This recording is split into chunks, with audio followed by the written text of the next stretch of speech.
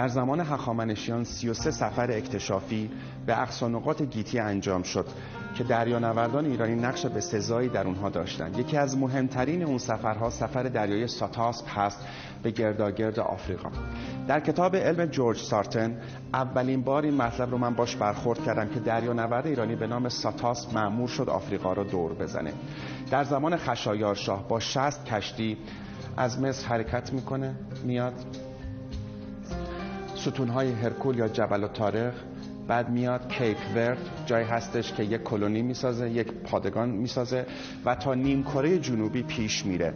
ساتاسپ در سفرنامه خودش گفته که ما به منطقه‌ای رسیدیم که خورشید در شمال میدرخشید. همونطور که میدونید ما در نیمکره شمالی همیشه خورشید رو در جنوب خواهیم دید. دو منطقه هستش به نام نوارهای بیابانی شمالی و جنوبی. این دو نوار بیابانی به نام هورس لاتیتود یا ارض جغرافیایی اسب نامگذاری شده. دلایل زیادی توی دایره المعارف راجع به این مطلب عنوان کردند، اما دلیلی که من بهش رسیدم وجود نام ساتاسپ. ساتاسپ 100 اسب، فرمانده 100 سوارکار.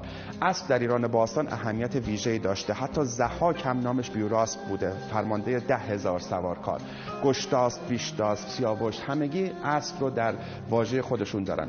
ساتاسپ وقتی که به اینجا رسید این منطقه بدون باد رو شناسایی کرد، جایی که کشتی‌های بادبانی دیگه جلو نمی‌رفتن و بعد سفرنامه‌اش توسط یونانی‌ها، رومی‌ها و بعد بقیه اروپایی‌ها ترجمه شد و به واسطه نام ایشون که اسب رو در خودش داشت این منطقه به نام ارض جغرافیایی اسب نامگذاری شد. مطابق گفته جورج سارتن سفرهای اکتشافی دریانوردان ایرانی با سفرهای فضایی دهه 60 از نظر اهمیت برابری می‌کنه.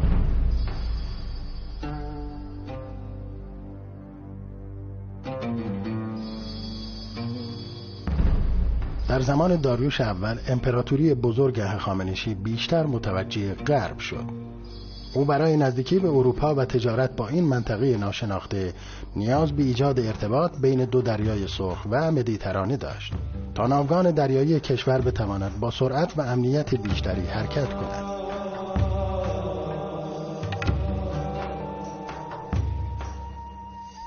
داریوش دستور کندن کانال سوئز را صادر کرد و یکی از بزرگترین نوآوری‌های دنیای باستان در زمینه گسترش ارتباطات رقم خورد.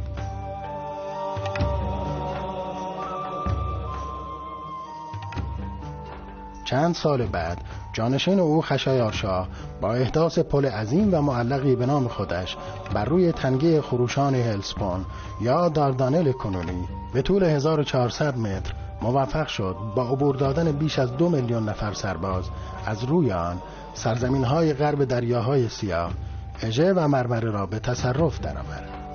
این پل اولین پل معلق جهان بود.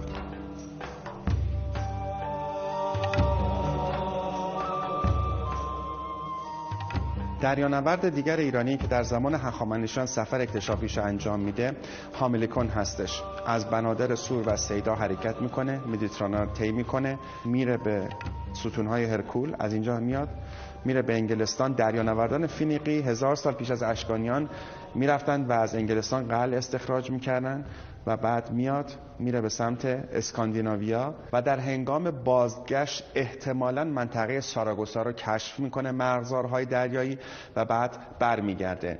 این سفر اکتشافی هم در نوع خودش سفر بی‌نظیری بود، سفری که از سواحل ایرانی دریای مدیترانه شروع شد و تا نزدیک قطب شمال رفتن.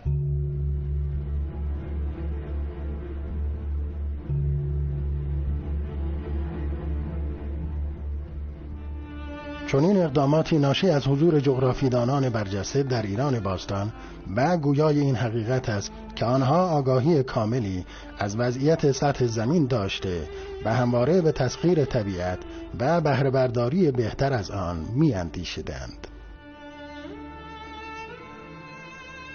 سفر اکتشافی دیگری که در زمان داریوش بزرگ انجام داده میشه شناسایی و نقشه برداری سواحل دریای مدیترانه هستش. توسط یک دریانورد ایرانی به نام هامیلکار انجام میشه.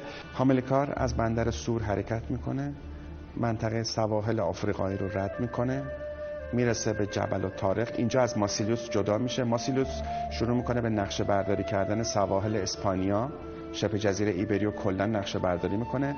حاملکار برمیگرده و سواحل ناشناخته مدیترانه رو همگی نقشه برداری میکنه. این نخستین نقشه برداری از دریای مدیترانه در تاریخ هست.